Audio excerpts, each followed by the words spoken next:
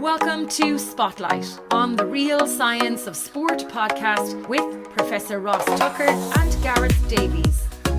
Hello everyone and welcome to the Spotlight. New music, new voice, introduction, same character of same cast of characters, Gareth Davies and I. We had that intro clip made to distinguish the Spotlight. It already had different music, but mostly to acknowledge Gareth's contribution to the show, whose purpose is to cast the sports science eye around the world of sport and find interesting stories in the news and very interesting stories over on our Discourse community, things that you, the listener, are discussing, and then to put the spotlight on them and talk about them and shed some light and try and be a mixture of fans and scientists. By the way, Gareth has been promoted this week. He's now also Science and Sports Head of Legal, because he did all the what was that again? It was the compliance, online compliance checks or something. Yeah, it's the UK online safety laws. So it's just making sure that the forum is compliant with that. It was like a bit of a risk assessment sort of thing. Yeah, so everything in the UK is going through that. So yeah, cool. So paperwork. Yeah, it was that legal stuff's onerous. I appreciate that you did it all. There's a post over on Discourse, by the way, if you haven't seen it already. It's got all the sort of terms and contact numbers and statements and so on that are necessary, and some contact details in case you need to get hold of either Gareth or I about anything. So I just suddenly remembered to mention that. That's not what we're here to discuss, though. We're here, as I said, to talk about the news and some of the things from recent podcasts. We've had, I think, two very interesting, stimulating podcasts in the last 2 weeks. Ashley Millman-Passio joined us 2 shows back, and early this week we put out a show that I thought would get a lot of reaction, and it has. And those are going to be focal points for the show today. The other thing you may be noticing is that you are watching this, potentially. This is the first time we've ever done a spotlight straight into YouTube. Well, it's not straight into, that's not right. We're recording this as a video and then you may be watching it over on YouTube. And that is the plan moving forward, is so we can bring a different kind of visual element. This is very much a test run.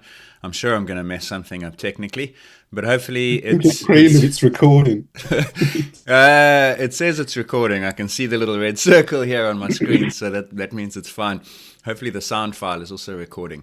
So that's going to hopefully become a regular thing. So you'll be able to watch it on YouTube or listen to it wherever you get your pods.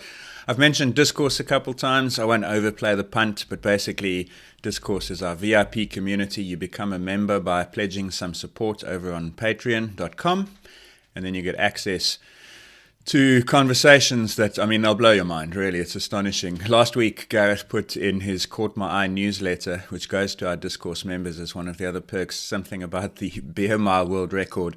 And within an hour, someone popped up on Discourse saying they were the European record holder. Yeah, prior European record holder. I can't remember the name of the person, but yeah, we get some odd record holders. Get some. It's like when people drop into the conversation, or when I won Kona. Dealing with some good people. Yeah, so you too can be one of those good, interesting people if you just click on the link in the show notes and become a member. But let's get into it today. We've got a bit of news, as always, to kick off with in our Discourse Digest segment. Gareth, where do we begin? Off with 2 world records. It's one old one and one new one. Thanks to Steve Hennings over on Discourse, who spotted it's been 30 years since the British triple jumper Jonathan Edwards. He set his world record mark of 18 metres, 29 centimetres, like 30 years ago. So I think it's fair to say that if you set a record 30 years ago, you can treat them with some scepticism. But this one seems to have stood the test of time legitimately. But is it fair to say that it helps to be white, British, and an avowed Christian to get your records to not be questioned? That's not science. But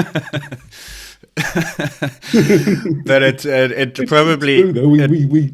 It helps. It helps. How many records from that period aren't questioned? We pick on Kenya and China. Yeah, absolutely. You're right. We seem to take it as read that this is a legit record. Yeah, no one questions those records from those countries. It's how many records from between 1985 and Discourse, yeah. Yeah, Discourse will. But between like say, let's take, I say that tongue in cheek. Yeah, sort of. I wonder what proportion of world records set from the 1970s up until 2000 You reckon we're clean? Single-digit percentages. Well, one of them, because it's this one apparently. But we look back. We're going to talk later about Faith Kipyegon and her going for a record which has stood since 1993, and that was set by a Chinese athlete. And instantly, you're going to be thinking, well, is that a legit record? So, is it fair that we always seem to just fall on one side of the debate here, don't we? Yeah, exactly. We all do it. Like there's a young emerging. We mentioned this last week. Young emerging talent, Kenyan. He's either too old. They faked his age, or he's doping. Russian athlete, nah, can't trust it. Chinese athlete in Worlds, Olympics 2012, there's turtle blood in the water. That was the headline that all the British newspapers carried at that time when she won those golds in London. And so, yeah, it's just human nature, right? Us and them. But this one's interesting. I mean, it is an interesting one because, and Dylan, I think, is the one who made the point and kicked off an interesting discussion on Discourse about where does a triple jumper benefit from doping? And of course they do, but it's not maybe quite in the same concept and scale as some other events. Yeah, because Edwards himself, I mean, I was being a bit tongue-in-cheek when I said that, because he said he's surprised himself his record has stood so long. And he actually said he feels it's not a good sign for athletics for a record to stand so long. And he says, when you think of all the developments in sports science, nutrition, training, methods, all those things, I don't think it necessarily speaks to a really healthy and thriving sport, if I'm honest. So carbon fiber tech has obviously driven the improvement in running times, but Edwards thinks that it's not the case with the jumping events. He says, I wonder whether or not carbon fiber plate is able to cope with the intensity of that impact and then offer anything on the rebound, because that's what I think we're seeing on the track. You're actually seeing athletes getting a spring effect, and that's why you're seeing some of the times that you're getting. But the forces are so extreme in triple jump, the long jump or high jump, when people take off, I'm not sure that sort of trampoline effect is able to have the same impact. But I think you thought the carbon shoes probably do have an impact, no matter what, on jumping events. Yeah, logically, the more you load it, the better it does, is what I would have thought. That's why I'm pretty sure like elite athletes probably extract more value from the carbon plates than a recreational runner jogging along at 5.5 to 7 minutes a K in a marathon. I would imagine that how much you can load and compress the curvature of that plate plus the foam that's around it. Now, maybe the triple jump spikes, they don't benefit from the foam in the same way. So carbon fiber alone will have a smaller effect. But I think on balance, if you'd asked me to speculate, I'd have said that the relative effect of the carbon plate will be enhanced with higher forces in triple jump. The only difference would be that in a 100-meter race or an 800, you are getting that small effect every single foot strike. And it might be that there's some cumulative effect either on fatigue or on carrying momentum and speed, whereas in triple jump, really, there's three explosive actions. But I don't think Edwards is right about that, to be honest. Yeah, well, we'll move on to a new world record, and surprise, surprise, it's Mondo, because Duplantis. No way. High jump. Yeah, you're so shocked, aren't you? I can tell. He set a new high jump world record in his carbon shoes at a height of 6:29 in Budapest, and guess what? It was 1 centimeter more than his previous record. Not an eyebrow was raised. I don't. Yeah, anyway. That's the problem. Has he ever broken it by more than 1 centimeter? No, he'd be a fool to, because he gets paid like about 100 grand every time. Yeah, he breaks the record. I know the answer. I saw the sequence. I saw the sequence yesterday, and he's never. It's true. He's never gone more than 1 centimeter above it because he breaks it and then stops, which the event allows. I mean, let's be honest. You've won it, so you stop. Well, he's not a fool. He's done it 13 times. I mean, he's even said it himself somewhere. He said a man's got to make a living. Good on Mondo, I say. He's making a living. You know what strikes me? A bit of a yawn. Yeah, it is a little bit, which is a testament to how dominant he is. Like when you've done it 13 times and you've just done something no human in history's ever done. But when you look at him versus the second best guy, the gap is enormous. And every time it happens, I think like, why doesn't anyone else get closer? Why doesn't anybody get close to Jonathan Edwards' triple jump record? Well, yes. The thing is, Jonathan Edwards, that was more of a one-off. He broke the record twice in one day, didn't he? Yeah, and by the way, I remember that from Gothenburg, and the women's triple jump world record went as well. Maybe the runway was downhill or something. You've been serious? I can never tell. I'm I'm serious. I'm serious that the women's world record was broken. It was broken by Nessa Kravitz, was 15 and a half or something meters at the same meeting. I think that record's gone. Was it Aldama? It was one of the South American triple jumpers has broken that record, or Ibarguen, the Colombian. But it was interesting that both triple jump records fell at the same meet, and I sort of jest because remember there was a pole vault competition where one of the competitors said that the run up was downhill.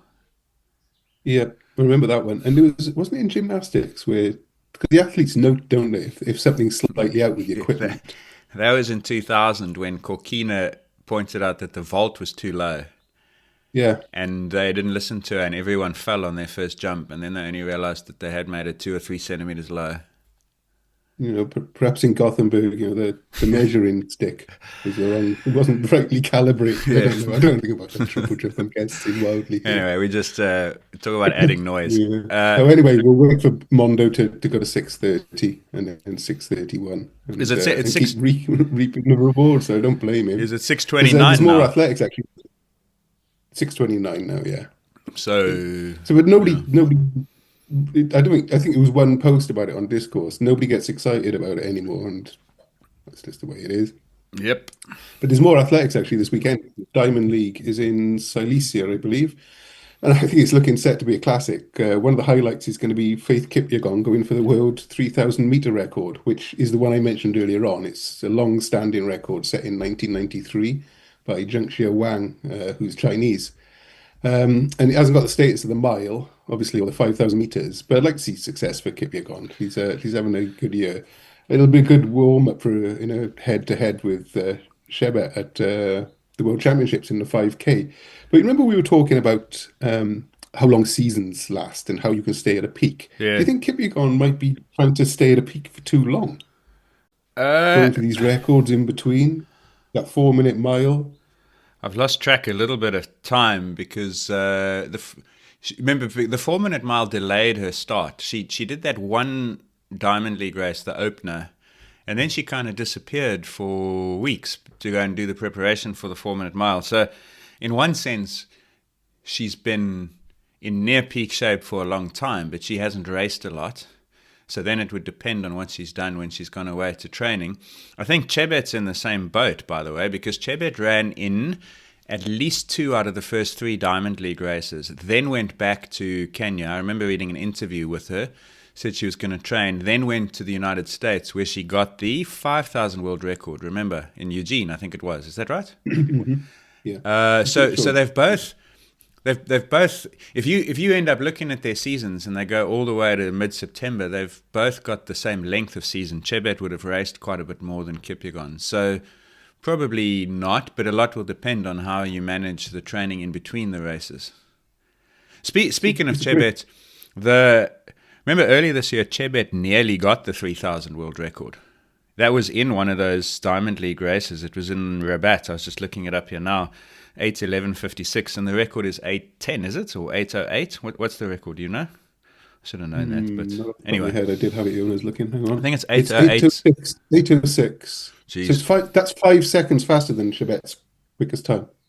Yeah, and I mean that time by Chebet was the closest anyone had come to it in 30 years. So it's a tall ask, that one. Personally, I'd be, if I had to bet, I'd say more likely not than yes for Kipyegon. Wow, that record really is an outlier, isn't it? 8:06, 5 seconds faster than anybody else has ever been. Yeah, and the second fastest now is Chebet, and then the third, fourth, fifth are all the Chinese athletes from the 93 Chinese championships. So not fifth anymore. Fifth is actually since 2014 been Dibaba. Oh yeah. And then Sebei ran the 6th fastest in 2023. But yeah, that the 13th of September 1993 was a hell of a race. Yeah. 3 of the top 4 times of all time in that one race. One race. On a week, and if you got time, go look at the weekend, because the 5, the 10, they all went, and the 1500 all went that weekend. I'm sure it was all fine though. Well, so I actually, you know what though, when I saw Kipyegon entered into the 3,000 going for the world record, I'm thinking like, this is where like as a fan of the sport, like this is the thing that Nike should be branding and marketing, and getting Chebet in the same race. And then you have a head-to-head breaking one of the oldest, okay, you can't say dodgiest, but it's implied, world records in the sport. Kipyegon and Chebet, both Nike athletes. That's a show. Let's stack 12 men in front and say, let's go and do some gimmicky sub-4 thing in front of 220 people in Paris. This is the thing. 100% real competition. That's why we're looking forward to the World Championships. That's why we've got this headed about the rematch with Chebet in Tokyo. Exactly. It's going to be one of the highlights. Last word on Chebet. Same night as Kipyegon runs the 3,000, Chebet is running the 1,500. So that's going to be pretty interesting. Yeah. Interesting. Yeah. So I think the crossover point between those two athletes happened somewhere like 2,500 meters. I think Yeah. It's interesting. Yeah. Because she's going down and Kipyegon is actually going up. Yeah. And 3,000 of the events that's available, 3,000 is the perfect one where they will be very closely matched. I think at 5, certainly at 10, Chebet's better. At 5, Tokyo will tell. I'm really looking forward to it, but I would back Chebet. At 15, it's Kipyegon. 3,000, that's the perfect crossover. This is such a missed opportunity to not get them both to have a crack at this world record. When I say she's going up Kipyegon, she's actually might be making a move up to marathon, apparently. She said this week, I don't know when I'll move to the marathon or to road running, but hopefully soon. I don't know how soon it'll be, but it will be soon. I'm not getting younger, neither than anybody, I suppose. So I'll have to move to the longer distances, and especially to the road. I will announce it soon, but not now. Let's finish the World Championships and see what's coming next. So that's Kipyegon saying that, not Chebet. That would be a big transition. Do you think she can actually make that from, say 3,000 to 5,000 to the marathon? I know you've always said that as runners mature, they tend to transition to the marathon. Well, but this seems a big jump. The classic wisdom was to do that, right? You look at the Turgat, Gebre Selassie era, even Kipchoge, they were track athletes, they graduate to the marathon. Doesn't always happen. Al Garouge didn't do it, but he was a 1,500 meter guy, which is the point I was coming to. If Kipyegon successfully pulls that off, she'll be the fastest athlete ever to do it, in the sense that her short track performances will be relatively better than anyone else who's ever succeeded in the marathon. Hassan is the obvious most recent example of one. Say Hassan. But Hassan wasn't the caliber 1,500 meter athlete Kipyegon is. The Asefa, the Ethiopian who held the world record before Chepngetich broke it, she was an 800 meter athlete who'd gone under 2 minutes. So that's pretty credible speed. But you don't know her as an 800 meter runner because she was merely good, not great. Kipyegon would go to the marathon as the greatest ever 1,500 meter runner who's made the step up, I think, unless I'm missing one. Someone can tell me on Discourse. And for that reason alone, I would imagine that at some point she's gonna drop off, because I just don't see how you can be that good across that range. I know there's going to have to be a period of transition. She's going to have to do a lot more zone 2 training. Perhaps. I don't know. We'll get onto that later. Maybe. She can't rely on those glycolytic enzymes at the 36K mark of a marathon, that's for sure. Just the Chebet Kipyegon thing, it's going to be fascinating to see Chebet at 1,500.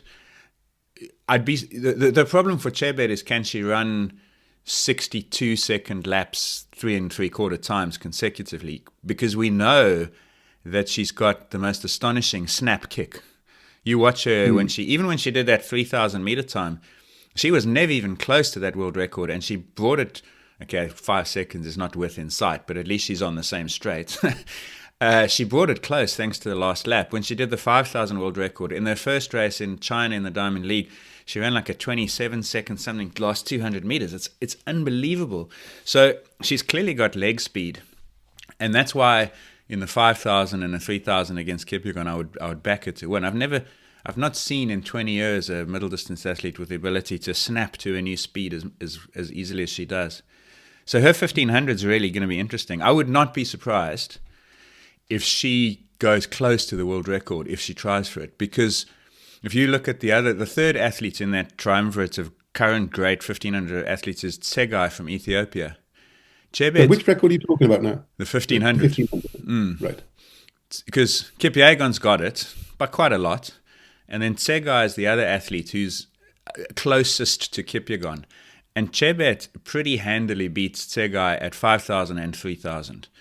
And so I wouldn't be surprised if she's quite a lot better than Tsega at 1,500. And that puts her quite close to Kipyegon. So I don't think she'll get it, but she won't be far off, I don't think. Not going to be this season, though.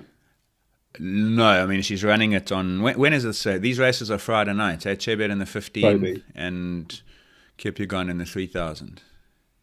Seems unlikely that she'll go for it anyway. But we've got the World Championships coming up next month. There's a teaser. We're hoping to bring a few podcasts from that, aren't we? Yeah. We're just gonna duck out of work commitments and do this instead. Yeah, exactly. You see plenty of different backdrops from Ross over the next month. Hiding under a stairwell in a hotel somewhere, talking about the men's 1,500. Yeah. Speaking of which, actually, we're talking a little bit, very briefly, about rugby, because I think we've all, I'm sure, experienced that slightly odd sensation of déjà vu. And so it was for me this week when I spotted an article about how the Women's Rugby World Cup, the players are going to be wearing flashing mouthguards to indicate serious head impacts, which are going to require a head injury assessment. And I had heard this before, but I couldn't put my finger on where. Because any idea where I thought I might have heard this before?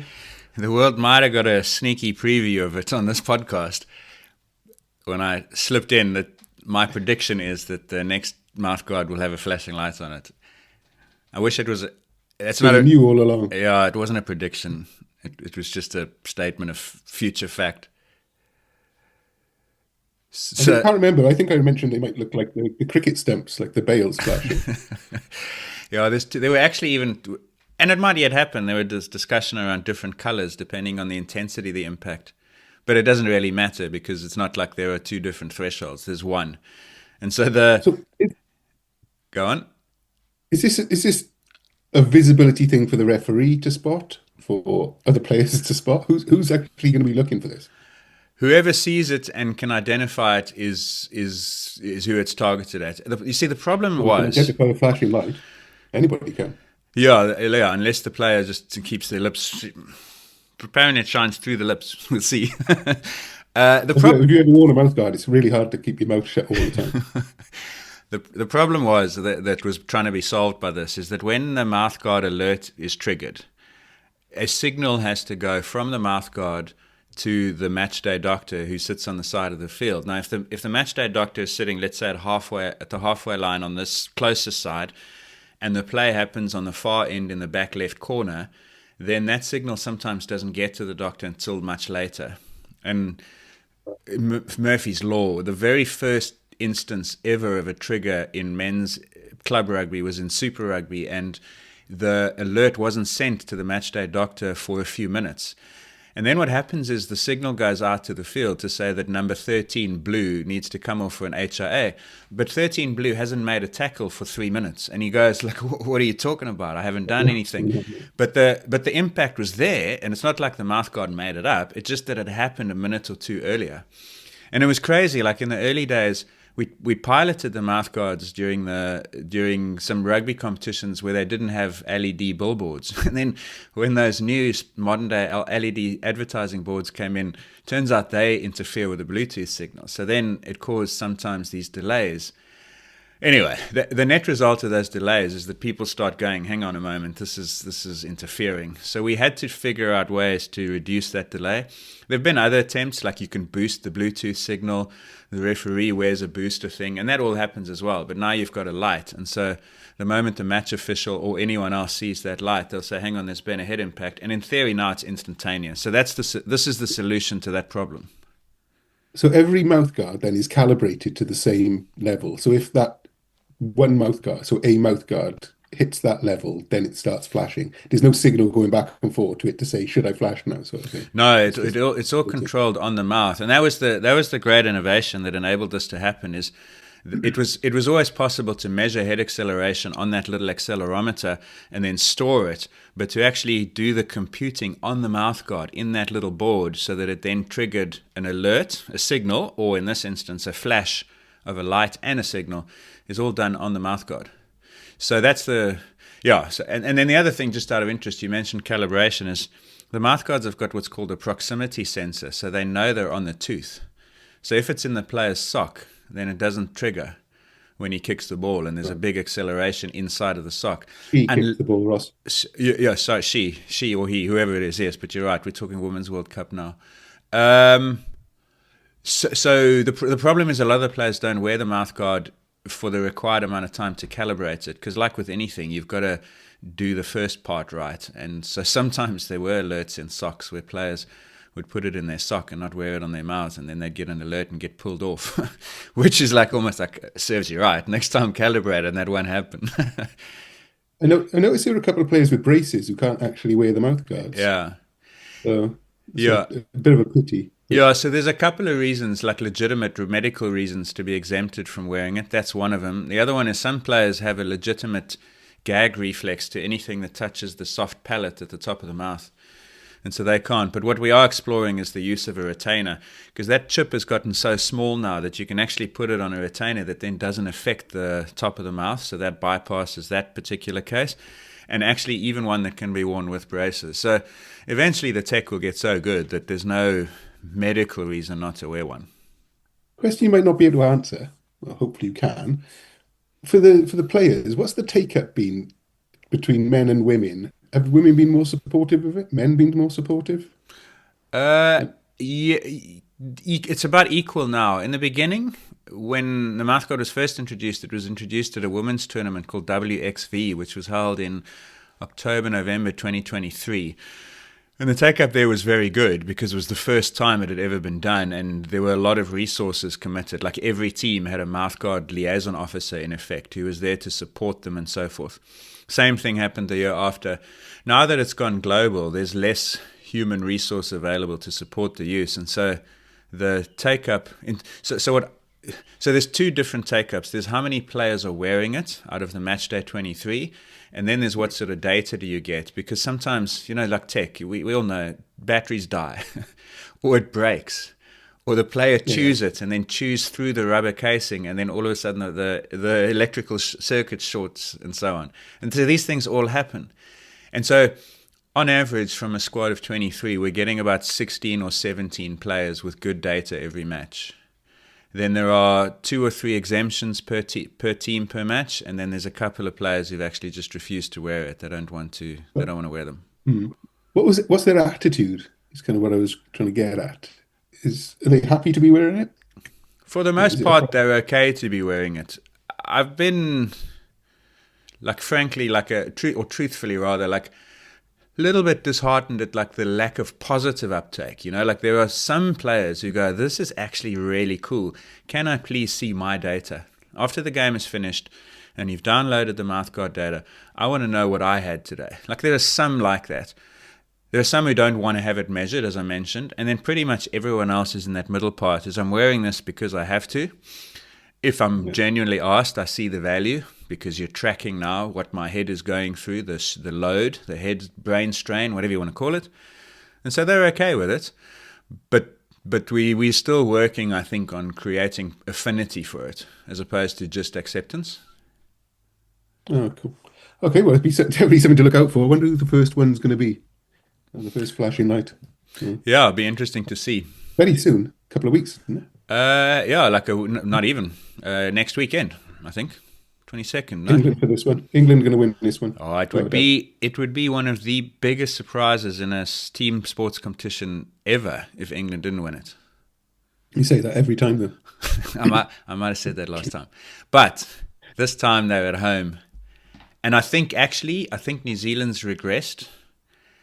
I think Canada and France have improved, so they've got maybe more of a challenge. But the gap in class and depth between those teams is so big, and the home advantage, unless the pressure gets to them and the home advantage becomes a negative. But I just don't think that'll be the case. Quite a thing if they do win it, because you've had the women's footballers in England winning the Euros. It's women's football sport is on the rise, really. Yep. In England. Yeah. So, okay, well, that's the end of the news, so to speak. So we'll move to Center Stage. And back with a bang is the Zone 2 podcast that you and Mike released earlier this week. And it's probably generated more discussion on Discourse than the average pod for sure, I think. There, I know that we're going to cover quite a few points on this topic. So looking back at it, What was your initial impression of it? Well, before I listened back, I was very worried about this one. And in fact, almost unprecedented step was to, the moment you published it on Discourse, I followed it up with a post in which I said, look, this was a difficult one to do because it's a complex subject, and how you apply the concepts we discussed will differ so much if you're an elite athlete, a competitive sub-elite, a recreational training athlete, or someone who trains only for health benefits. And so that's just 4 populations for whom the message has to be totally different. And I was really worried that we hadn't pitched that message correctly. I remember when we did the recording, I jumped into my car and I drove away for a weekend away. And I drove the whole drive. I was just thinking, did we get all the questions out that we should have asked? I was concerned because by the end of the recording, and if you listen to that podcast, you'll hear at the end when Mike and I sort of wrap it up, you can hear we're almost confused as well. So I was quite concerned about it, but I've now listened to it again, and I must say I suppose I'm relieved to hear that we did ask most of the questions that I think needed to be asked and press for more detailed explanations where it had to happen. But the reality actually is, and a couple of you made these points on Discourse, is that when you take on a subject as complex and as broad as this, you probably can't do it justice. And maybe we were too ambitious, and we should have framed it as this is a podcast for that group of you who are exercising for this purpose, and we're now going to tell you what the story is. But I think it's a paradigm shifting podcast. I remember I used to give a talk. This was back in the early days of Castor Semenya's performances, and I used to give a lecture to public and whoever was interested and say, listen, my objective in this lecture is to confuse you because you thought this was simple and you're about to discover that it's not as simple as you might have been taught in high school biology. And looking back at this Zone 2 podcast feels a little bit the same. It's like this podcast, if you finish it going, I'm slightly confused by that, then in one respect it's achieved its objectives because you've had a couple of paradigms shaken, and that was the reason to do it. That said, when you deconstruct an idea, and this is what I think we try and do on the podcast, is deconstruct it, explain it. You still have to rebuild it and explain to people how to make use of all the things you've discussed. And I do worry that we didn't quite nail that. So, but it's no bother. We'll keep discussing it, and we'll get there eventually. I'd like to hear your thoughts on it because you listened to it cold and not as a scientist. Well, I've listened to it 3 times now, believe it or not. And on Discourse, Gerald summed it up for me quite well. He said, I'll also admit I heard a podcast and I didn't listen as well as I should have. I heard what I wanted to hear. I think that's quite a pertinent point because on first listening, I was very much of the mind of this doesn't make any sense to me because everything I know about all my training has been that Zone 2 has been the building blocks. Everything I've ever done has been built on that. And that's how it works for me. And a lot of people said that on Discourse. You know, they were saying, Katharina says, it seems to be counterintuitive for endurance or elite sports where we know that people do large volumes at low intensity.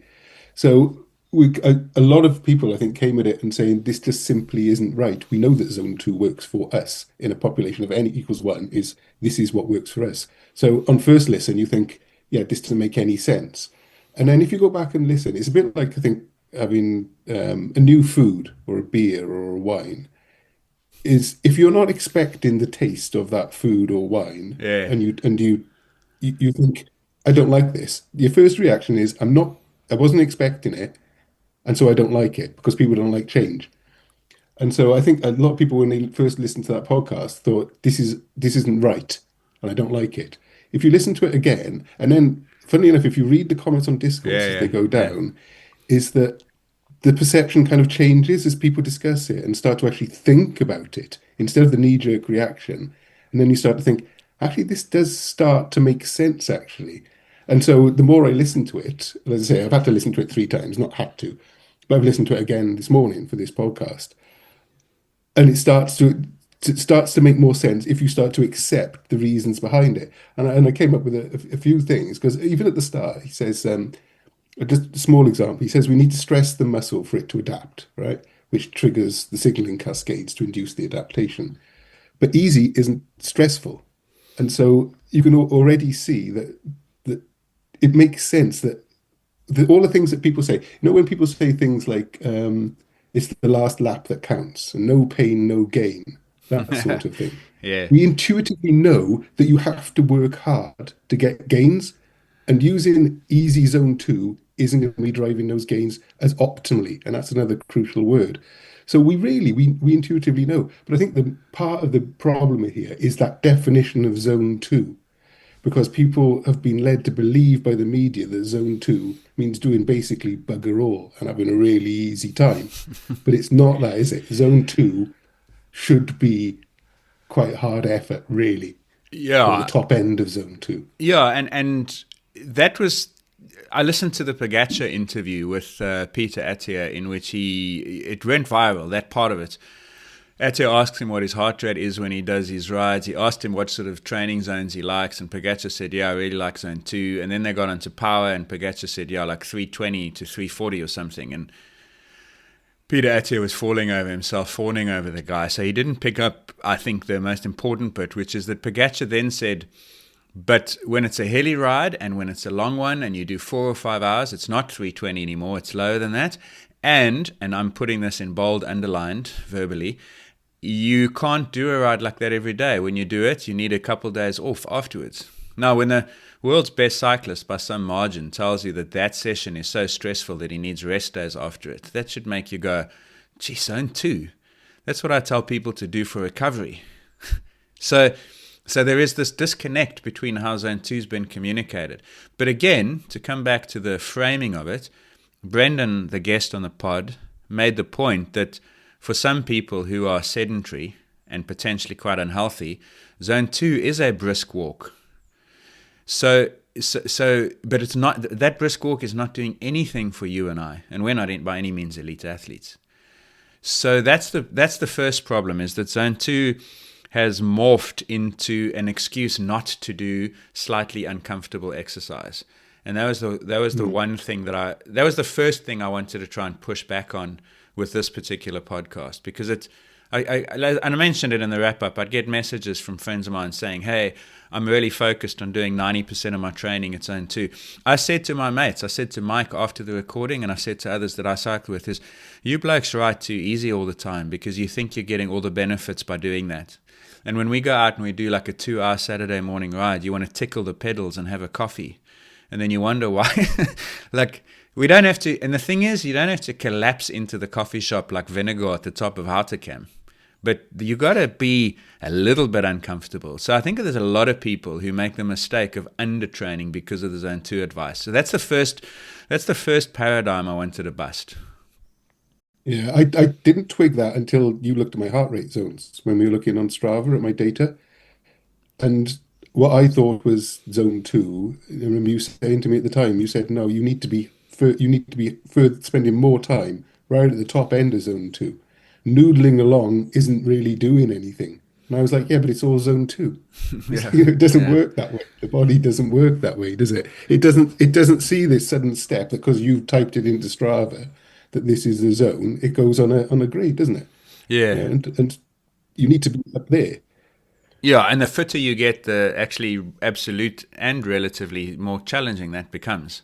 And so which leads to the second thing that I wanted to try and raise, was that when people say I'm in zone 2 because my heart rate was X or whatever it was, like, they are making it's not a wild guess, it's an informed estimate.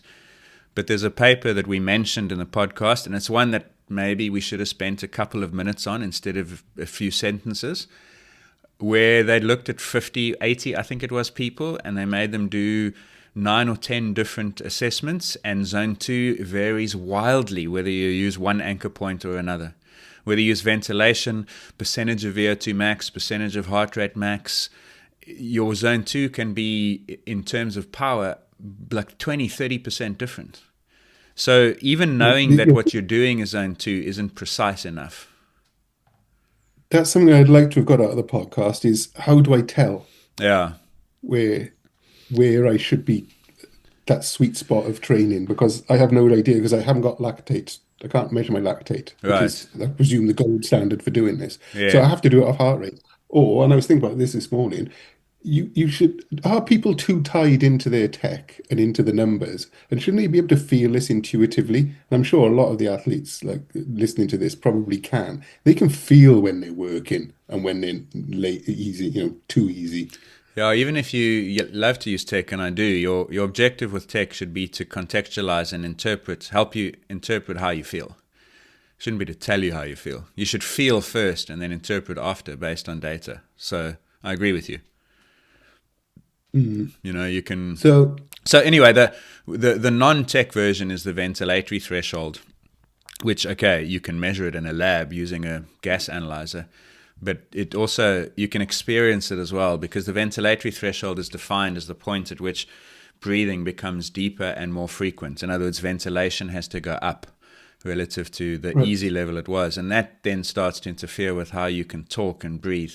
So the moment you become consciously aware of breathing and unable to have sentences like we're having, and instead have to talk like this and say, shut up until we have coffee, Gareth, then you know you're at the ventilatory threshold. And I think the goal should be, you want to train, so if we went any harder, I'd be in my wait till coffee breath.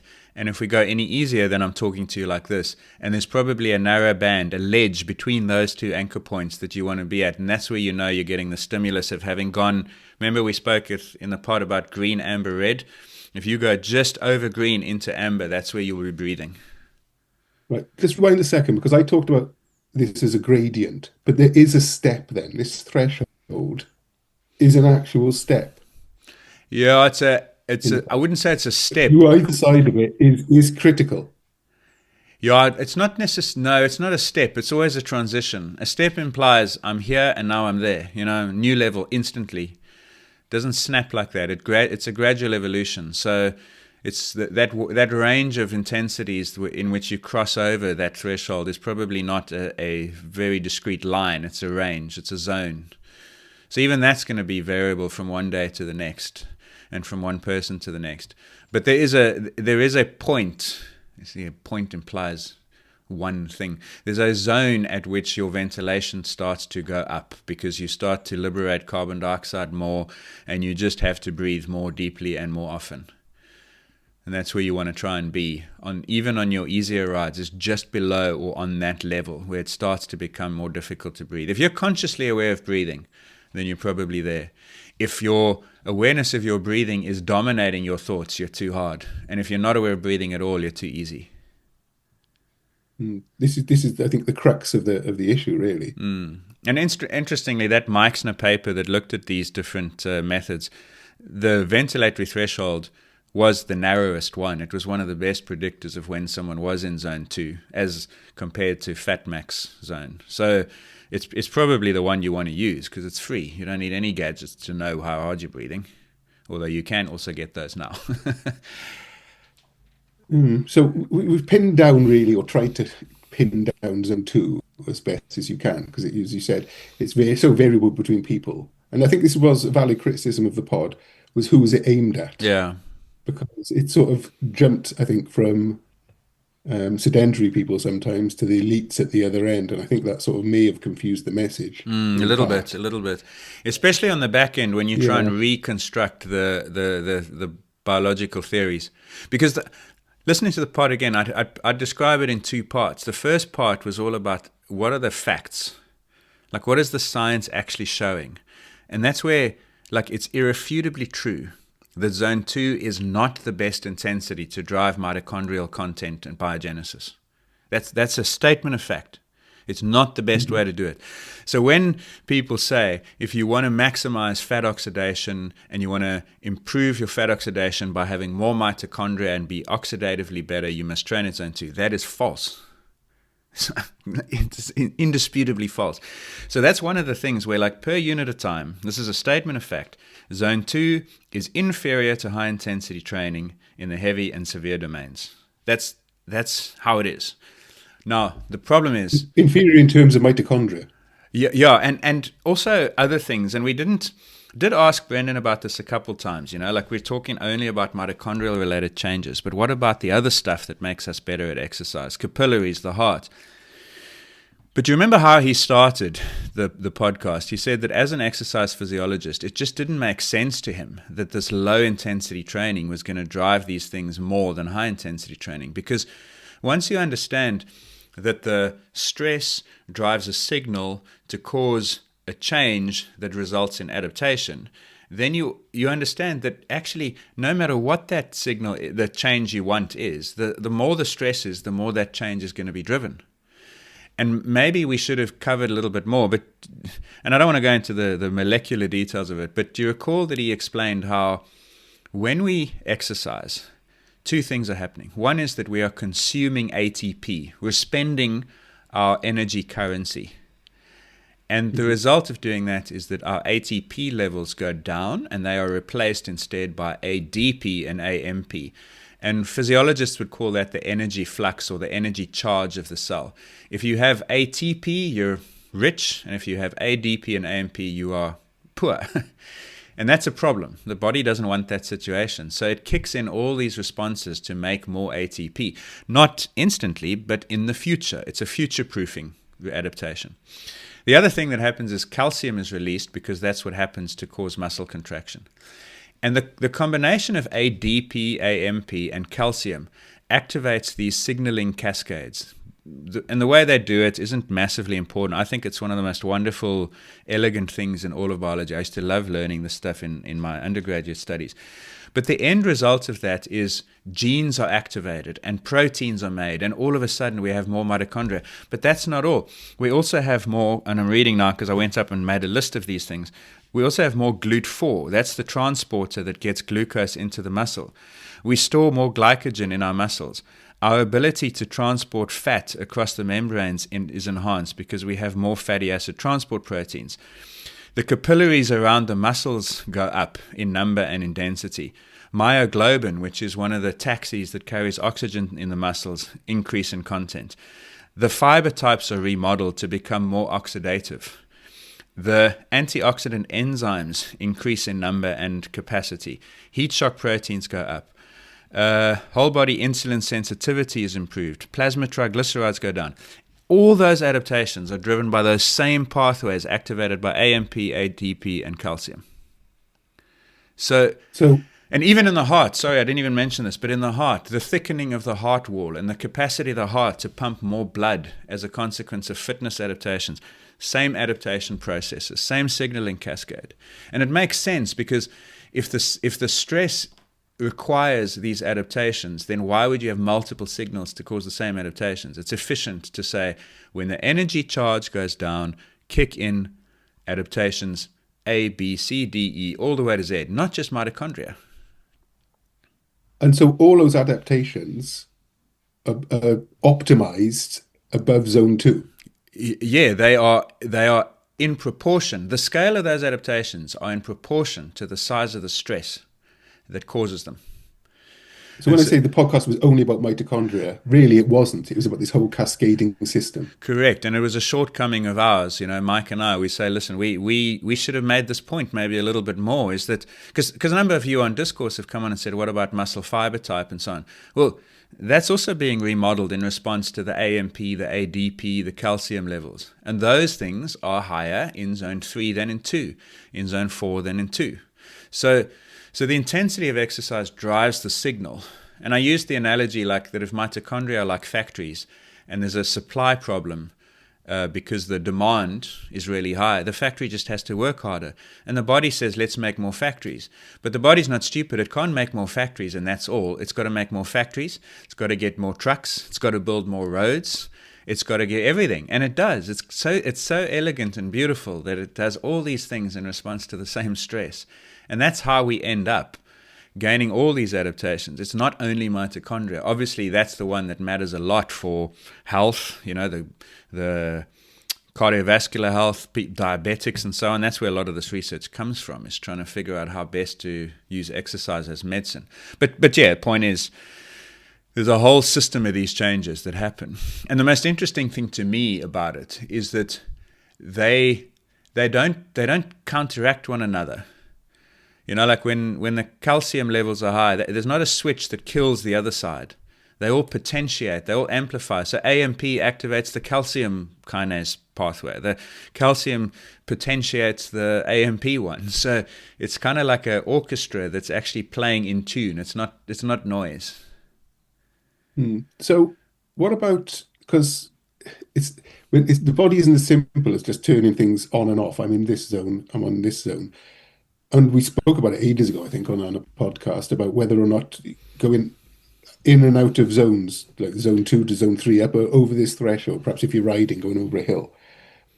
How does that work in this? Because does one just stop? Yeah, so this is where, and this is also this is where the cellular signal thing is so fascinating.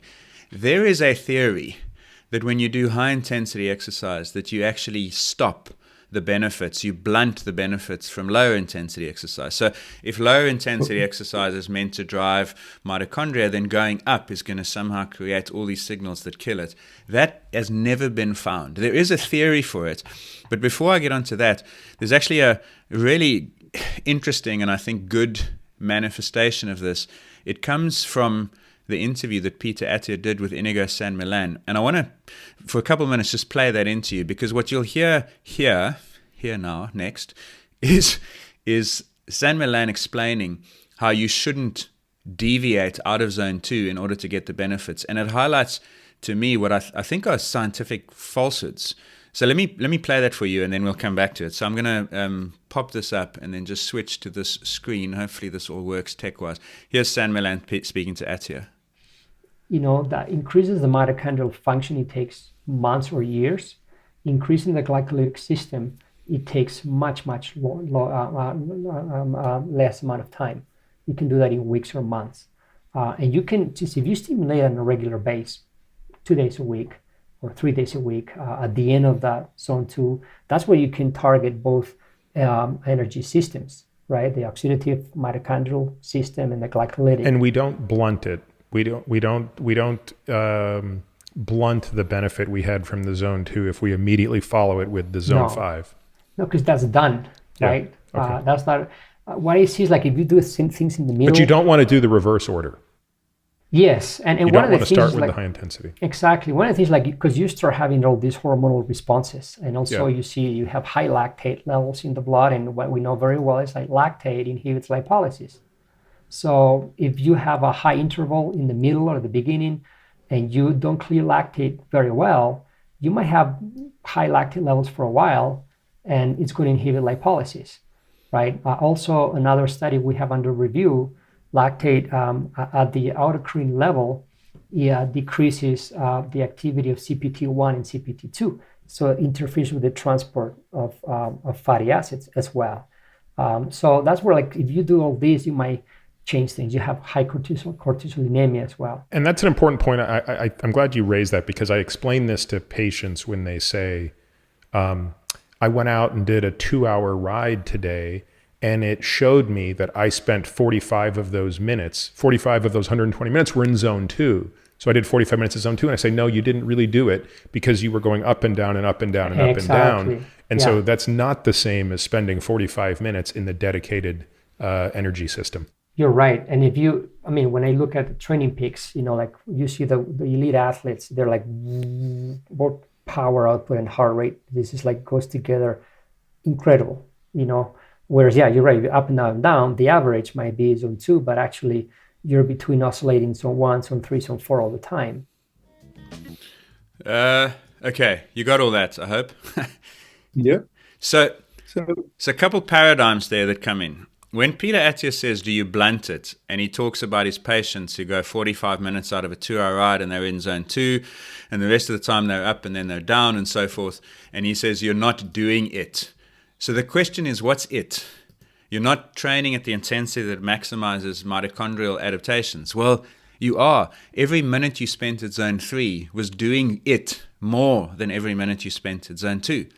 Now, that's not to say that there's no risk in doing that, because if you do that for an hour and 15 minutes out of every 2 hours, you're probably in danger of overtraining. But you're not denying yourself the benefits of the oxidative enhancements of mitochondrial biogenesis by doing that. So they they have over applied the intention of zone 2 to the situation, if that makes sense. That's the fundamental paradigm that I think they get wrong there.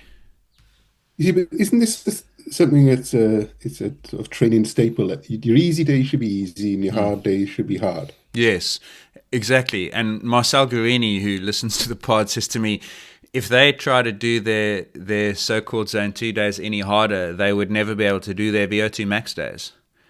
So then you start to understand that you're in trade-off territory. And this is another one I wish in the podcast we'd emphasized a bit more. We did, but I just don't think we targeted it and focused it, lasered it right, is when you're doing 25, 30 hours a week, you're going to get 4 hours, 3 to 4 hours of zone 3, zone 4, zone 5, what we call, let's stick to the 3 domains. They're going to be in the heavy and the severe, and maybe sometimes the extreme exercise domains.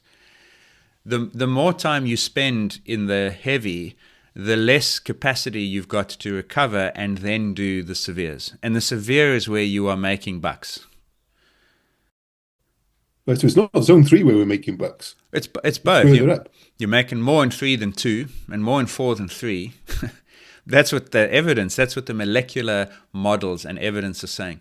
But the point is 3 and above. So let me be precise, 3 and above. In the real world, like his example there's no way if I'm out on a run or a ride, I can just stay in zone 2 because there's like things like wind and hills, and traffic. And so is there a problem with mixing these zones? He seems to think there is. Not for the adaptation that the training is driving per minute or per hour of doing it. The only problem is if you overdo it and you do a hilly ride and every uphill is a zone 4 attack and you do it 5 times a week, you are never training easy and eventually you fail because you just overtrain. Because there are hormonal changes, there's cortisone, and this is where San Milan was correct there, to give credit. Like that part's true. If it's all you ever do, then it's just too much, too often, too hard. So you do have to back off. And if you're going to ride, then you can't always be, because your objective from training is not to maximize the per minute adaptations that training causes. If it were that simple, it would be great. He or she who trains hardest wins. It's not that. So there is a trade-off that you have to respect. But maybe this is nuanced and people say it's semantics. I don't think that it is. But because the point is that when people do this, like Attia's patients and some of you on Discourse, and you go up into zone 3 and zone 4, don't panic that you're now cutting into your zone 2 adaptations. You're actually amplifying them. The only danger is that you amplify them so often that you end up injured and overtrained and burned out and unable to recover in order to do the zone 4 and 5 stuff that you also have to do.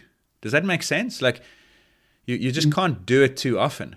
But it's interesting because I actually emailed Brendan about this because it was one of those things where I was driving after the interview with him and I thought, yes, I should have explored this a bit more. And there is a hypothesis, it's called the fatty acid flux hypothesis, which basically says that when we have high fatty acid oxidation rates during exercise, in other words, we are burning or oxidizing fatty acids at a very high rate. So now we're at fat max, 50 to 65% of VO2 max, that sort of comfortably hard intensity where we're burning fat at the highest possible rate. There's a theory that drives future changes in fat oxidation capacity. And there is a model that basically says that when you exercise too hard, that and San Milan alluded to this, he spoke about it being lactate. I'm not sure it's lactate per se, but basically as you shift away from using fatty acids, you lose the adaptation that drives fatty acid oxidation. There's no evidence for that though. And it comes back to an interesting part of that podcast that we recorded where Mike asked, because it was confusing at one point, is that if your goal is to create a future version of yourself that's better at burning fat, you don't have to train at the intensity to burn fat. You actually get the benefit above the zone that you are training in. So here I am on the 14th of August and I can burn fat at a level of X. If I want to take X up to level Y, I don't have to be at X. I actually need to go to Z and I'll drag it up.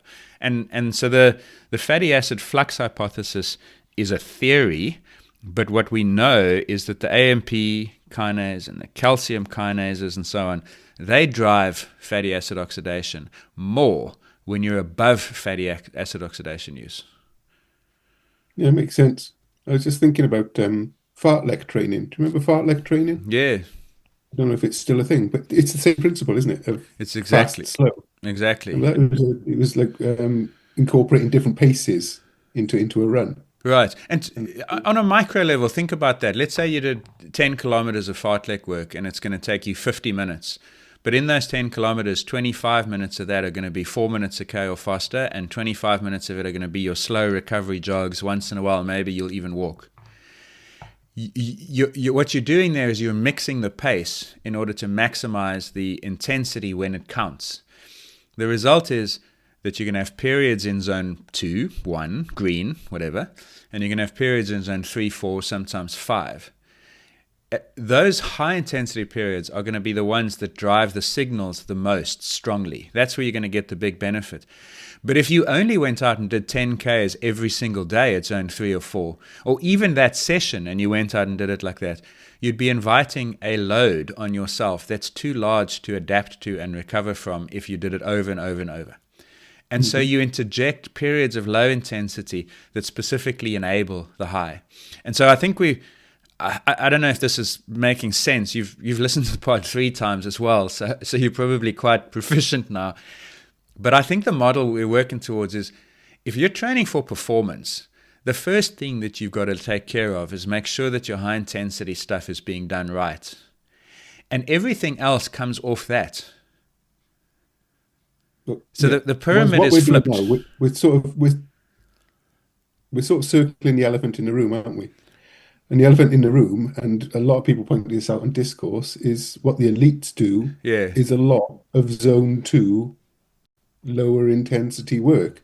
And what we know is that if athletes do something because it works and they reject that which doesn't work. So the elephant in the room and the paradox is, if we know all this, why are elite athletes still doing that work? And you do touch on it in the podcast. Yeah, and I mean and that's what we're going to work out on Discourse in this thread, is what is the benefit of the lower quality work. Yeah, and to Brandon's credit, when we try to push him on that, he said, that's not my domain, which is good. I wish more experts were like that, because otherwise you end up with situations like we're trying to rebut here.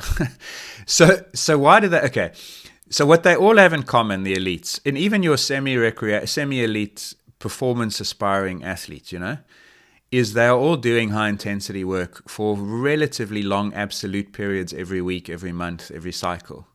You're doing 2-3 hours a week in those zones. So that's where you're getting the most benefit in terms of everything I listed a few minutes back: the mitochondria, the capillaries, the heart, the muscle fibers, everything.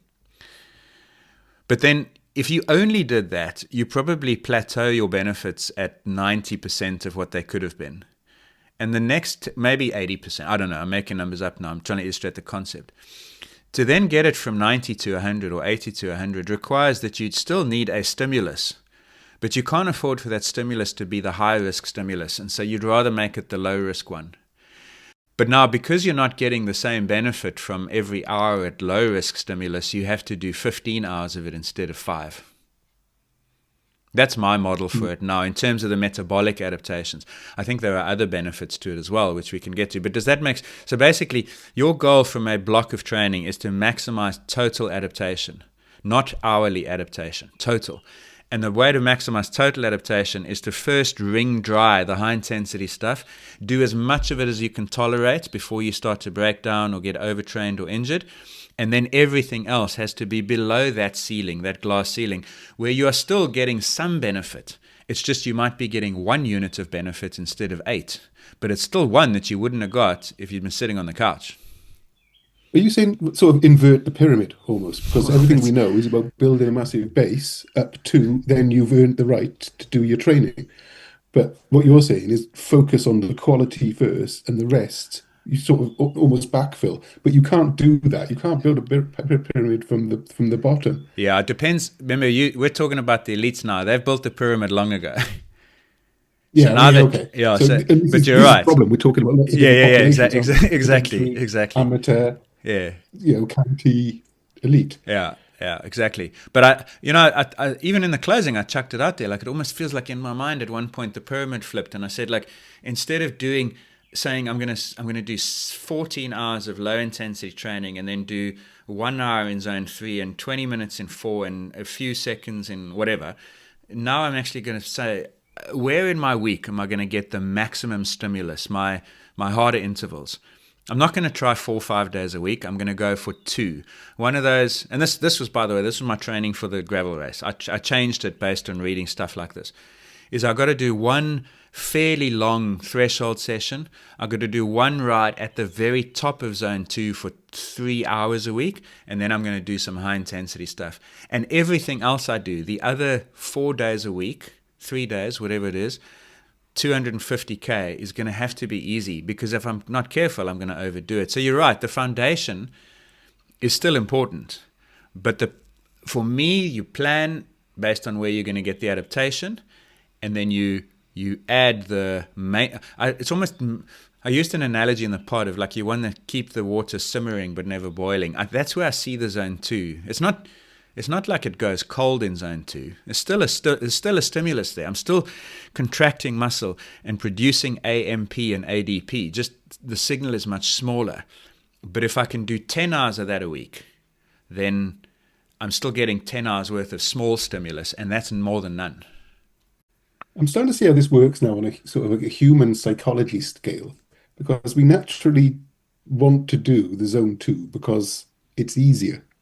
And that's what the influencers, etc., have been preaching zone 2, because it's so seductive. It's what we really want to do. I want to go out for an easy ride this morning. I don't want to go out there, wrecking myself. But sometimes you have to, and you've got to accept that you can't just do zone 2, but we're being spoon-fed all the time in the media. Zone 2 is where to be. And that's why it's actually a detriment to people's training to listen to that. And perhaps that's why this message of you need to be doing the higher intensity work isn't what people want to hear. Yeah, I mean, that's true for most. I can't speak for it. I like doing the high intensity stuff, and for me to stay in zone 2 is hard. I often abandon it because I just don't like cruising along and not feeling like I'm going. I'd rather do interval work, but I think that's just a physiological difference I have. But generally, I think you're right. With the fine print that zone 2 is not necessarily easy. It depends on who you are. But you're right, it's easier. It's easier. They're selling easy zone 2. Yeah, exactly. Almost. Yeah, so there's 2 elements. That's A, not always correct, and 2, it might not always be optimal. But you're right, that's a big part of it, and I think taken to its very furthest extreme, and now for disclosure, we're shifting away from elites to the other end of the human population.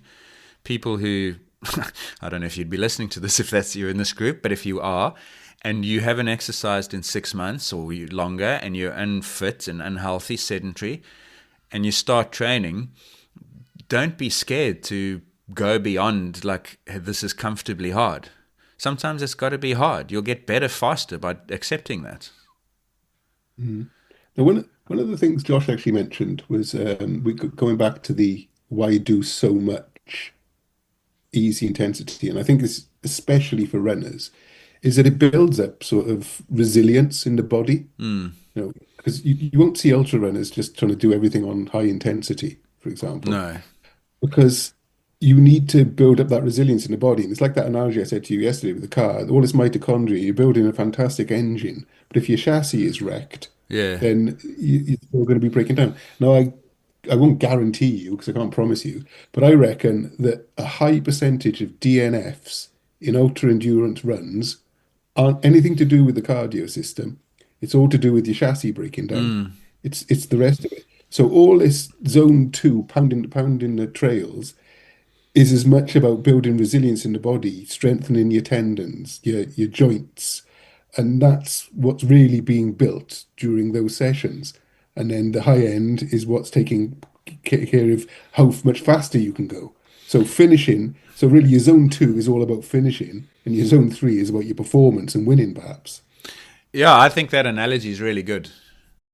And I agree with you, actually. I think more than half, the vast majority of issues in running particularly, cycling maybe less so because of the lack of impact, in running in particular, it's just the mechanical system fails. It's not the energy providing systems, or the cardiovascular, or the thermoregulatory, or whatever it is. So that's definitely true, and people have to respect that, and that's part of where you have to earn the right to do more. And that's why you have to be smart about this. Even if you're a recreational person making your very first steps off from sedentary, you can't sprint. You have to jog. But the point is, don't walk slowly. So you've got to find, as I said, like what's the dose of maximum stimulus that I can tolerate is the key question. Now, for an ultra runner, that means a certain thing, but then they can't only think of themselves as an engine. They've got to respect the fact that there's going to be, in an ultra trail run, 40,000 impacts on each leg over the course of that race. Are you prepared for that? And that's the specificity side of training. That's why you don't run a good marathon off the back of sprint interval training. Yeah, I mean, I discovered that this year when I ran that ultra back in May. And I tried to run an ultra based on cycling training. I remember saying on Discourse at the time, I said, I don't know how this is going to go because my cardio system feels fine. I feel fit. And then when I went to run the ultra, which is a big hill ultra, my quads weren't running downhill. Yeah, you just... Because they were just like, you haven't done the specific work. Yeah, and there's a second part to that as well, because obviously the bit we're talking about now is the muscle, the tendon, and the ligament capable of withstanding 3 times your body weight 40,000 times? That's a big ask. But there's also the neuromuscular coordination side of it. When I run now, having previously been exclusively a runner, now I only really cycle. When I run now, I feel clumsy because I've lost the control. And for swimmers, for instance, the reason they do like 80 Ks in the water like a week sometime. I remember seeing Bob Bowman talk about they do like these crazy mileage in the pool is because the control and the swimming efficiency is so important. I think cycling is the same. I think most activities are the same. We don't think about the skill elements of these basic activities, running, cycling, swimming, but that's there too. And if you have to earn that right to be mechanically robust and neuromuscularly optimized, you need massive volumes, and you can't do massive volumes at high intensities, even if you get better stimulus from high intensities. You just can't do it. Earning that right to train again. And I think that's probably what I took now, having listened to it a few times and read the comments on Discourse, is that you've really got to take a step back and actually say, no, what I'm doing is building this base over time. And this podcast wasn't telling me that you're doing it wrong. No. It's just telling me that this is where the optimal part of it is. Yeah, for that specific band of adaptations. Yeah. So my other final point was from Owen, and actually this is a good one. He said, a lack of research as a whole on Zone 2, and with paper and Brendan mentions in putting together the review, he noted that. And the lack of quality research on it actually surprised me. And it's obviously Owen's brought it up. And I know Brendan mentions that. And so everything that's going on in the media about Zone 2 and how wonderful it is probably based on very, very little evidence, which surprises me. Yeah, small samples and relatively short-term studies. And in populations from whom you wouldn't want to extrapolate. A few of you noted that, like a 6-week study in healthy but sedentary people has a quite different implication to a 6-week study in highly trained athletes, and that compare that to like a 6-month study in highly trained athletes. And there's definitely not a breadth of research that allows us to explore all those implications. Because in the end, there's just fundamentally too many moving parts, and maybe that's why, again, we were a bit ambitious with the podcast, because who are you talking to? There's at least 4 populations you could talk to. Then within those 4 populations, they may have 2 or 3 different training goals. And when you add in that, plus the different ways of structuring the training within the overall paradigm, you could make 50 podcasts for 50 different niche audiences, or try one for everyone, which is what we did. But perhaps it's better to aspire to greatness and fall slightly short, as they say. Yeah, I mean, it was. I was very worried about it, actually, and some of the early comments on Discourse almost made me go, "Oh gosh, I was right to be concerned." But as the conversations evolved on Discourse, you pointed it out earlier. I'm more reassured that we achieved at least some of what we set out to do. Could have been better on the final packaging of the message and the practical applications. But if you listen to that podcast and you come away with it going like, geez, I really need to think hard about why I'm doing certain things, then that's done its job. It's done its job. Yeah. Nice final word on that, I think, there. You got anything else to add? No, just that I'm sure there'll be something else where we explore it and the topic will come up again, because it's so fundamental to the... I realized actually we're sort of doing a series. It's an interrupted series, but between recovery and load management and understanding zone 2, we're slowly building a how-to train series. And I don't know what the next installment will be. Let us know what you fancy. Yeah. Well, the week before that, you'd recorded a podcast with Ashley Moorman-Pasio, the cyclist. And among the topics was one of weight, both the rider and the bike, if you remember that. Yeah. And a story emerged this week in the news, actually, with a movie star rider, Marlen Reusser, revealed she hoped that Pauline Ferrand-Prévot would fail to win the Tour de France Femme. But in her words, Ferrand-Prévot has set a new standard. When riders are this successful by becoming so thin, it puts pressure on all of us. She went on to add, they should not look at the topic so uncritically, especially in the media. My young teammate asked me, did you see Ferrand-Prévot measured her skin fold and then decides whether it's allowed to have breakfast? So these are these are coming from her peers in the peloton. So they're concerned about the precedent that she's setting by losing weight just for these Tour de France stages. And as we discussed in Spotlight last week, if you listened, you'll have heard us saying that she took it very seriously for Ferrand-Prévot, and she knew it was unhealthy, and she was only doing it for a short period of time. But obviously, this is really rearing its head again now. What do you make of that one? Yeah, this was the strongest cautionary article we've seen in the 2 weeks since the tour finished. Almost 2 weeks since the tour finished. The headline was quite startling, right? We'd hoped she wouldn't win. We hoped she wouldn't win, yeah. I mean, I think we covered all the bases last week when we spoke about it, and the point is that an elite athlete, with the incentives that they've got and the support structures they've got, they would almost be negligent if they didn't think about going there. Vollering said herself that her plan was to be lighter, and then she had some problems after the Tour of Switzerland, got sick, and they couldn't follow through with it. So I said last time, I'd be very surprised if Vollering doesn't come to the next Tour de France lighter than she was for this one, if she can get that right. What I think is good about the conversation is that it is happening, because if the media wasn't asking the questions and covering it, and if the cyclists themselves weren't talking about it, the behavior would still be there. It would just be happening without any focus on it at all. And that can only be seen, I think, as a good thing. I've seen a lot of reaction to it saying, why are you asking these athletes about this? It's way better to ask than to let them do it and not ask. And they do it, right? Like it's going to happen. True. Yeah. So why aren't the men's cyclists being asked the same questions? Yeah, there's probably... It seems a little bit skewed to me, that it only seems to be the female, as if it's a female, it's only a female problem. Yeah, that is true, and I'm sure there is an element of double standards applied to men and women with respect to weight. Yeah. I think that's probably the case. I wouldn't say it never comes up on the men's side. I can think of a few examples. Venegor's been asked, the UNOX cyclist, I always use him. I need to find a new poster boy for this conversation. I will say that if a male rider at 71 shows up at the Tour de France at 63 and wins it, people would ask. It does, but they wouldn't be hand-wringing about it. Oh, is this good for their health, etc.? It just doesn't seem to line up to me. Yeah, that's an interesting point.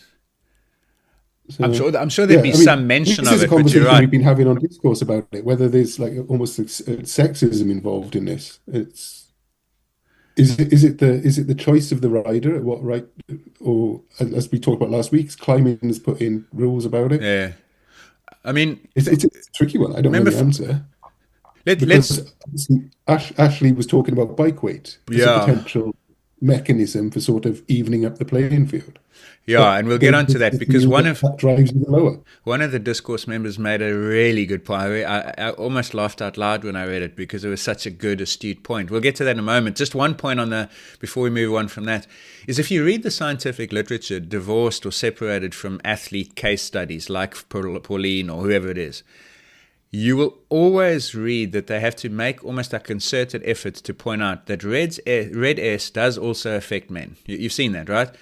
But for the most part, when you read about red S, you'll read about menstrual dysfunction, amenorrhea, the resultant osteoporosis risk, etc., etc. And it's all kind of implied that it's women only. So even if you come at it from the other perspective of the medical and the scientific world, the clinical implications of weight loss and low energy availability, the most of the conversation is around women's health.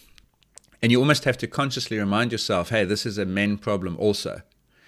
So does that impact when we see it in the real world? We overreact to it in women because the whole conversation is almost always like that most of the problems associated with this are women's problems. Is there a chance that that's happening? I think there's probably a chance that that's happening, and it's the media. It's the way that the media perceive women. Yeah. To be honest with you. Yeah. Yeah.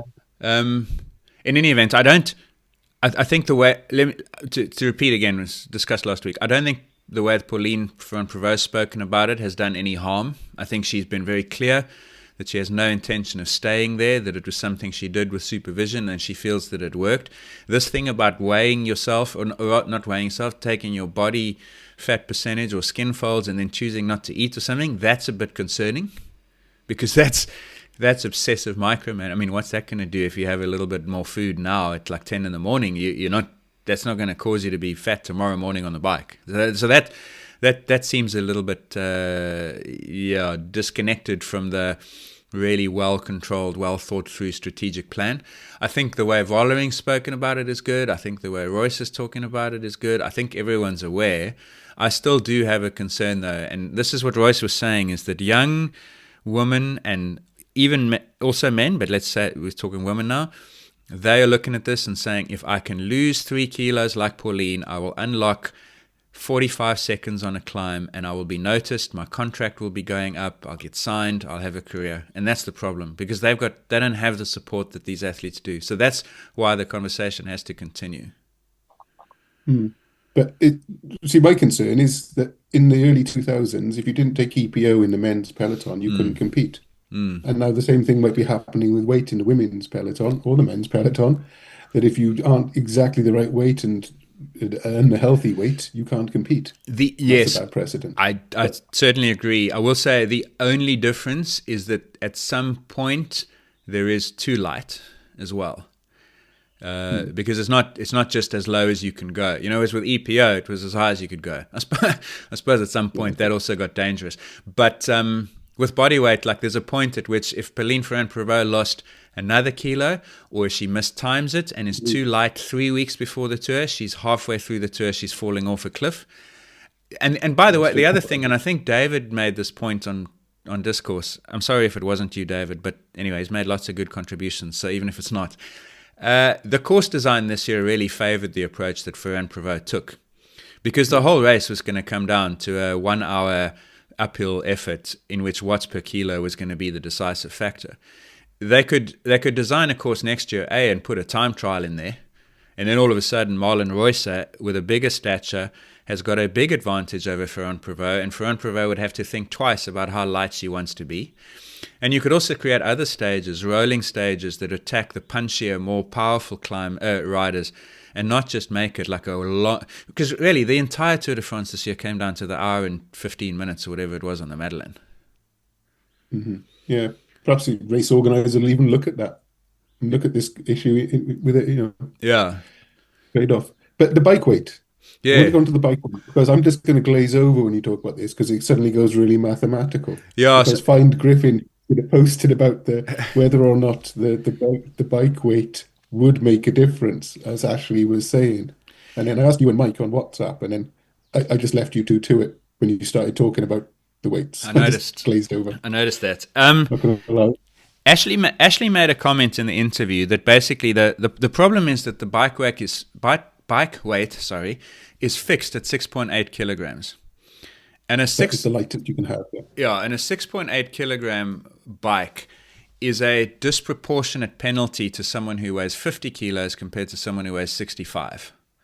Because as a percentage of the total system weight, so if I gave you a 6.8 kilogram backpack and I gave someone who is much smaller a 6.8 kilogram backpack, that person would be carrying relatively more, and there would be reasonable grounds to be unhappy about the situation they found themselves in. And you can actually work this out. There's various ways you can model it. And for instance, on a 10 kilometer, 8% climb, the difference in between two riders who are, say, 7 or 8 kilograms in mass different would be about 30 seconds. The heavier one is faster at the same watts per kilogram. So let's imagine in some crazy world that you are at 65 and I'm at 72 kilos, and we ride together. I would beat you if we both produced 5 watts a kilogram.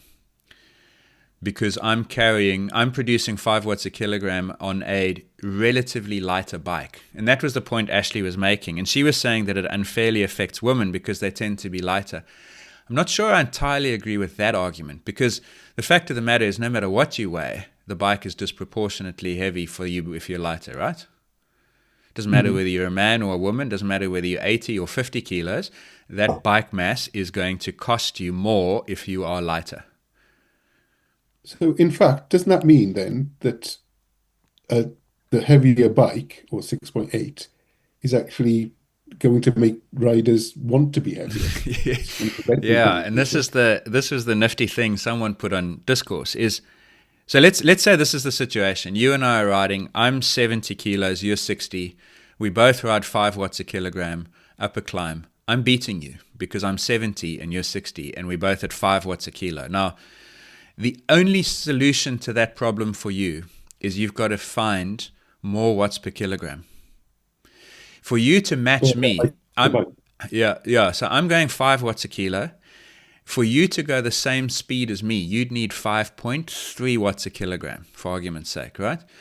So how do you get 5.3? You've either got to add power or you've got to take weight off. Adding power is quite difficult if you're already an elite cyclist and you've been near the ceiling of your own physiological capabilities for a number of years. So then what they look at, and this is Pauline Ferrand-Prévost's calculus, is I can take weight off and my watts per kilo goes up. And that's what she successfully managed to do. So what Ashley is saying is that this is driving them to be lighter. Again, this is the same problem for men and for women. It's not really different by concept, maybe by scale a little bit. The problem is if the sport came along and said, you know what? If you're lighter, you should have a lighter bicycle because it'll disadvantage you less. You've added to the incentives to get lighter.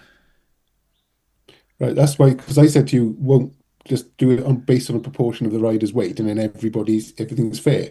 Yeah, but then it's going to people to get lighter. Yeah, because let's say I'm beating you by 30 seconds, and you realize that if you got a little bit lighter, you'd catch up and you'd be equal with me. You'd be 30 seconds faster by virtue of losing weight.